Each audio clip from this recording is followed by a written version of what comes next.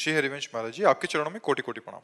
महाराज जी, आपकी कृपा से आपके बताए हुए मार्ग पर चलने की कोशिश कर रहा हूँ, लेकिन महाराज जी कोई भी संकल्प 15 से 20 दिन से ज्यादा उसका पालन नहीं कर जा पाता उसका हूँ। कारण है ब्रह्मचर्य की हीनता। आगे वही लिखा कि मतलब बार बार गिरा देती है ये काम वासना।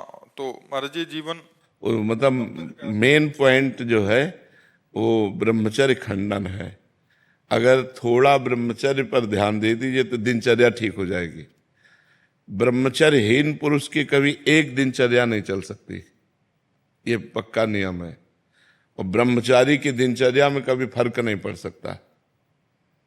इसलिए कोशिश करो नाम जप करते हुए, पवित्र आहार अल्पाहार लेते हुए, कुसंग का त्याग करते हुए, मोबाइल से या व्यक्ति से कुसंग न होने पावे, शास्त्र विरुद्ध संग न होने पावे, और अपने हाथ से कोई ऐसे आचरण न करे, तो फिर ब्रह्मचर्य का पोषण जरूरी है। परमार्थ में चलने के लिए ब्रह्मचर्य अति आवश्यक है।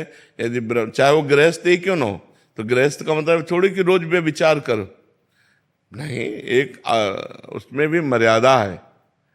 शास्त्र में वर्णन है कि मासिक धर्म के होने के 1 सप्ताह बाद पवित्र होने पर संतानोत्पत्ति के लिए गृहस्थ धर्म में लिखा हुआ है 1 महीने में एक बार संतानोत्पत्ति के लिए मासिक धर्म के 1 सप्ताह बाद बकाया ब्रह्मचर्य रहे। तो गृहस्थ में भी ब्रह्मचर्य की आवश्यकता है। ऐसा थोड़ी कि मनमानी आचरण तो फिर नष्ट हो जाएगा, क्योंकि जीवनी शक्ति है ब्रह्मचर्य।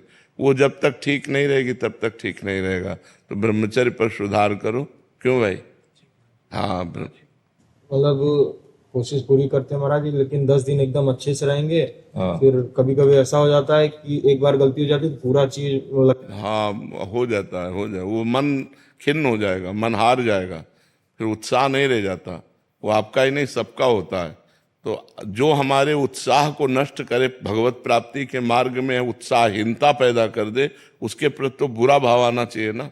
धिक्कार है हमारे जीवन को, जो मैं ऐसे गिर जाता हूँ, अब नहीं गिरूंगा, फिर चलो, फिर अगर गिर जाओ तो फिर अंदर से क्लेशित हो, फिर तो एक दिन आप ऐसा आएगा क्रॉस कर जाओगे। और अगर आप हार गए तो फिर परमार्थ से भ्रष्ट कर देगा। जब हमसे गलती हो जाती है तो सीधा हमारे परमार्थ पे अटैक होता है। जो हमारी साधना चल रही होती है वो शिथिल हो जाती है कि यार अब क्या करें, अब तो फेल हो गए। नहीं, हम फिर कमर कसें, फिर आगे बढ़ें। 1000 बार फेल हो जाए तो 1000 बार हम प्रयास करें। ये मनुष्य जीवन को हम व्यर्थ नहीं जाने देंगे, हम इसे भगवान की प्राप्ति करा के ही रहेंगे। समझ रहे हो ना? हारो मत। जब आपका साधन आगे बढ़ जाएगा तो सब प्रपंच छूट जाएगा। अभी साधन ही लड़खड़ा रहा है, बार बार साधन टूट रहा है। 10-5 वर्ष एक रस साधन चल जाए, वही सिद्ध हो जाएगा। तो आप थोड़ी मेहनत करो, थोड़ी हिम्मत करो, थोड़ी लड़ाई लड़ो मन से, तभी आप जीत पाओगे। और नाम जप करते रहो। नाम जप करते हो? हाँ, नाम जप करते रहो और लड़ाई लड़ते रहो। ये लड़ाई है बहुत बड़ी लड़ाई, पूरे विश्व को चौपट किए यही मन, पूरे विश्व को चौपट किए। मनमानी आचरण भोग बस इसी में लगाए हुए। परमार्थ ऐसे चढ़ाई और पतन ऐसे है।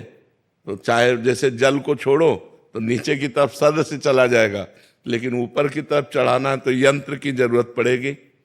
ऐसे ही मन को छोड़ो, भोगों में चला जाएगा, लेकिन ऊपर चढ़ाना है तो नाम और मंत्र की जरूरत पड़ेगी। जितना नाम और मंत्र जप करोगे उतना ही मन ऊर्ध्वगामी होगा, और जितना आप छोड़ दोगे उतना ही अधोगामी हो जाएगा। इसलिए खूब नाम मंत्र जप करो, और शास्त्र के अनुसार जो निषेध है उसका संग मत करो। पराई बहन बेटी का संग मत करो, मोबाइल से गंदी बातें मत देखो, गंदे लोगों का संग मत करो, गंदे विचारों को अंदर जब आए तो उनको काटो नाम जप के द्वारा, कोई गंदी क्रिया ना होने पावे, तब जाकर हम आगे परमार्थ में बढ़ते हैं। महाराज जी नाम जप करते करते कब नाम छूट जाता है और कब गलत चीज में लग जाते हैं महाराज जी, इसका पता नहीं। हाँ, एकाग्रता भी समझ नहीं पाई ना, नहीं तो 1 सेकेंड की भी हरकत को पता चल जाता है मन की।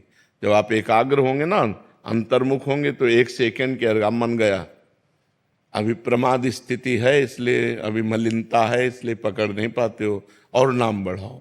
फिर भी अपने को सौभाग्यशाली मानते हैं कि आपका सानिध्य प्राप्त हुआ, नहीं तो पूर्व कर्म तो बिल्कुल, मतलब कब के खत्म हो चुके होते महाराज। हाँ बिल्कुल। नहीं, आप हिम्मत करके चलो, जीतना है, हारना नहीं। ठीक है, आप हिम्मत करके